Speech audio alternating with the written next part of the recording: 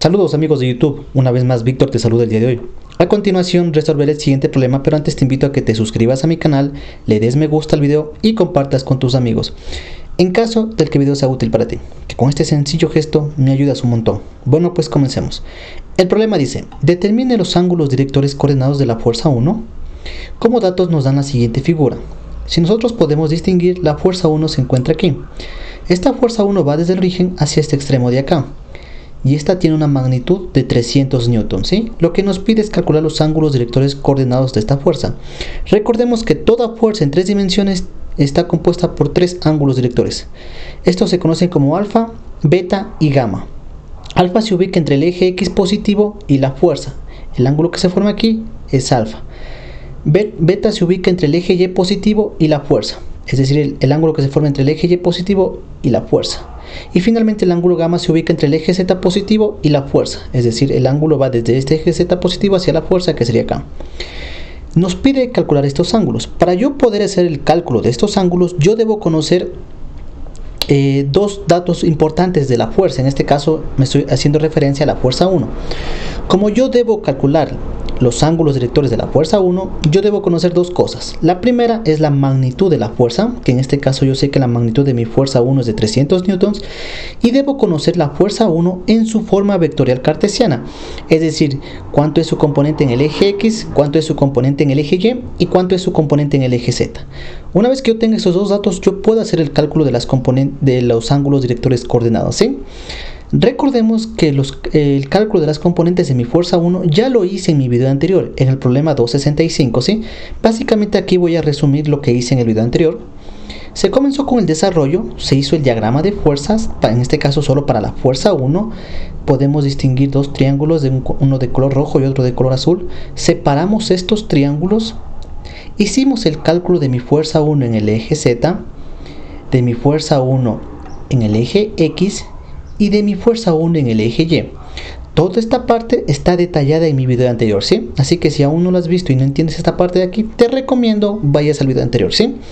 Una vez que yo tenga las componentes de la fuerza 1 y ya tenga la magnitud de la fuerza 1, yo puedo hacer el cálculo de los ángulos directores coordenados de la fuerza 1. Entonces, recordemos que son 3. Alfa siempre va a estar relacionado con el eje X, beta siempre va a estar relacionado con el eje y gamma siempre va a estar relacionado con el eje Z, ¿sí? Entonces, comencemos con nuestro primer ángulo director coordenado conocido como gamma. Gamma se forma, el coseno de gamma de alfa de mi fuerza 1 es igual a mi fuerza 1 en el eje X sobre la fuerza 1, ¿sí ven? Alfa siempre va con el eje X. Entonces reemplazo los datos con el respectivo signo. Newtons con newtons se simplifican. Haciendo la respectiva división, tengo que coseno de alfa de mi fuerza 1 es igual a menos 0.354. Despejo alfa de mi fuerza 1 y voy a tener coseno a la inversa de este valor. Saco el coseno a la inversa del valor y tengo que alfa de mi fuerza 1 es de 110.705 grados. Recordemos que el libro solo acepta 3 cifras significativas, es decir, los 3 primeros números y el resto borro. Antes de borrar me fijo en la primera cifra que voy a borrar. Si este número es mayor a 5, redondeo. Si es menor a 5, no redondeo. En este caso, como 7 es mayor a 5, tengo que redondear. Es decir, después del 110, ¿qué número sigue? Sigue el 111. Por lo tanto, alfa de mi fuerza 1 es de 111 grados. Vamos con nuestro segundo ángulo director coordenado conocido como beta.